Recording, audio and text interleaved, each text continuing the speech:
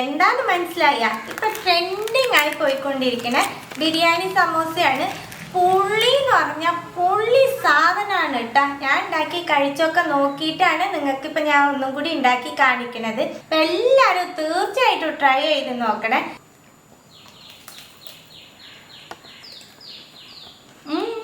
ഉള്ളി കണ്ടില്ലേ എങ്ങനെയുണ്ട്? ബിരിയാണിയും സമോസയും എല്ലാം കൂടി ഒരു ഇതിൽ തന്നെ. എത്ര അടിപൊളിയായിട്ടുണ്ടോ ഇത്. ഇനി നിങ്ങൾ ഇതുപോലെ ട്രൈ ചെയ്ത് കഴിച്ചു നോക്കുക. ഞാൻ ഈ പാത്രം ഫുള്ളായിട്ടൊന്ന് കറിയേക്കട്ടെ. പാൻ അടുപ്പത്ത് വെച്ചിട്ട് അതിലേക്ക് കുറച്ച് ഓയിൽ ഒഴിച്ചു കൊടുക്കാം. എണ്ണ ചൂടായിട്ട് അതിലേക്ക് ചിക്കൻ ഇട്ട് കൊടുക്കാം. ബോൺലെസ് ചിക്കനാണ് കേട്ടോ എടുത്തേക്കണത്. ഇതിൻ്റെ അളവ് എന്ന് പറയുന്നത് നിങ്ങൾ എത്ര സമോസ ഉണ്ടാക്കണോ അതനുസരിച്ച് ഇത് കൂട്ടെ കുറയ്ക്കുകയൊക്കെ ചെയ്തോളൂ കേട്ടോ. ചിക്കൻ കളറൊക്കെ മാറി കുറേശ്ശെ മൊരിഞ്ഞ് വരാൻ തുടങ്ങി. ഈ സമയത്ത് നമുക്ക് ഇതിലേക്ക് ഒരു ഉരുളക്കിഴങ്ങ് ചേർക്കാം. അതിൻ്റെ മുമ്പ് നമ്മൾ ഈ ചിക്കനിന് കുറച്ച് ഓയിൽ എടുത്ത് മാറ്റുന്നുണ്ട്. ഒരു ഉരുളക്കിഴങ്ങ് എടുത്ത് ചെറുതായിട്ട് മുറിച്ചതാണ്. ഇതൊന്ന് നമുക്ക് ഫ്രൈ ചെയ്തെടുക്കാം. ഇപ്പം ചിക്കനും വെന്തു ഉരുളക്കിഴങ്ങും വെന്തുട്ടാ. ചിക്കൻ നല്ലോണം ഫ്രൈ ആവും ചെയ്തു. ഈ പാകം വേണം നമുക്ക് ചിക്കൻ കുക്ക് ചെയ്തെടുക്കാനായിട്ട്. ഇനി ഇതിലേക്ക് നമുക്ക് ഒരു സവോള നീളനെ മുറിച്ചതിട്ട് കൊടുക്കാം. ഇഞ്ചി, വെളുത്തുള്ളി, പച്ചമുളക് മൂന്നും കൂടി ചതച്ച് 1 ടീസ്പൂൺ വരാൻ പാകത്തിന് എടുത്താൽ മതി. അതും ചേർക്കാം. എല്ലാം കൂടി ഒന്ന് മിക്സ് ചെയ്തിട്ട് ഇഞ്ചി വെളുത്തുള്ളിയുടെ ഒക്കെ പച്ചമണം പോണ വരെ ഒന്ന് കുക്ക് ചെയ്യാം. ഇഞ്ചി വെളുത്തുള്ളിയുടെ പച്ചമണമൊക്കെ പോയി. ഇനി മസാലകൾ ആഡ് ചെയ്യാം. 1 ടേബിൾ സ്പൂൺ ബിരിയാണി മസാല ചേർക്കാം. 1 ടീസ്പൂൺ കാശ്മീരി മുളക് പൊടി, 1/2 ടീസ്പൂൺ ഗരം മസാല, 1/4 ടീസ്പൂൺ ജീരകപ്പൊടി, 1/4 ടീസ്പൂൺ മഞ്ഞൾപ്പൊടി. ഈ മസാലയ്ക്ക് ആവശ്യമായിട്ടുള്ള ഉപ്പ്. ഇതെല്ലാം ഒന്ന് മിക്സ് ചെയ്തിട്ട് പൊടികളുടെ പച്ചമണം ഒന്ന് പോട്ടെ. 1 ടേബിൾ സ്പൂൺ വെള്ളം ആഡ് ചെയ്യുന്നുണ്ട്. വെള്ളം അത്ര ആഡ് ചെയ്യാൻ പാടുള്ളൂ കേട്ടോ. അടച്ച് വെച്ച് പൊടികളുടെ പച്ചമണം പോണവരെ കുക്ക് ചെയ്യാം. പൊടികളുടെ പച്ചമണമൊക്കെ പോയിണ്ടാവും. നമുക്ക് തുറക്കാം. നല്ല മണം വേണ്ടിയിട്ടാ.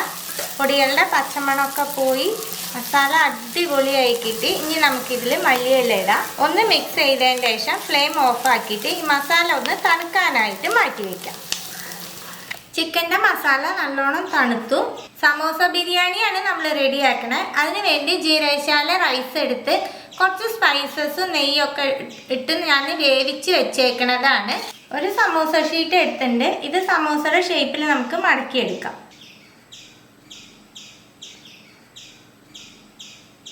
ഇനി നമുക്ക് ഇതിൻ്റെ ഉള്ളിൽ കുറച്ച് റൈസ് ഇടാം.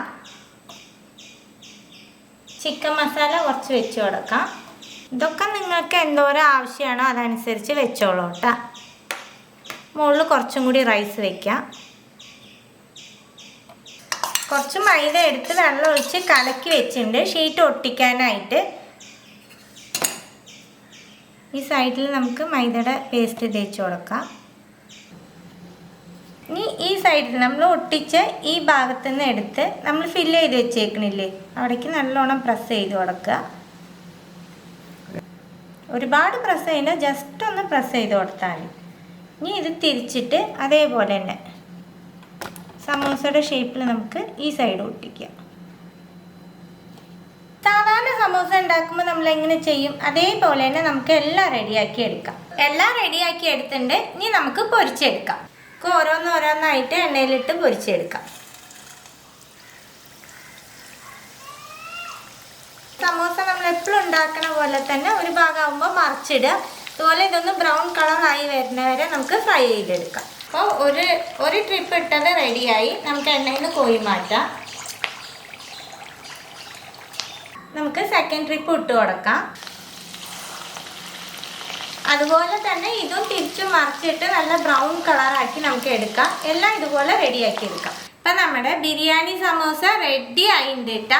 ഞാൻ ഫസ്റ്റൊക്കെ സമോസ ബിരിയാണി എന്ന് പറഞ്ഞു. ഇത് ബിരിയാണി സമോസ എന്നോ സമോസ ബിരിയാണി എന്നോ എങ്ങനെ വേണമെങ്കിൽ നമ്മുടെ ഇഷ്ടത്തിന് മാറ്റി പറയാം കേട്ടോ. ട്രൈ ചെയ്ത് നിങ്ങളുടെ ഫീഡ്ബാക്കൊക്കെ അറിയിക്കുക. പുതിയ റെസിപ്പി ആയിട്ട് നമുക്ക് അടുത്ത വീഡിയോയിൽ കാണാം. See you. Bye.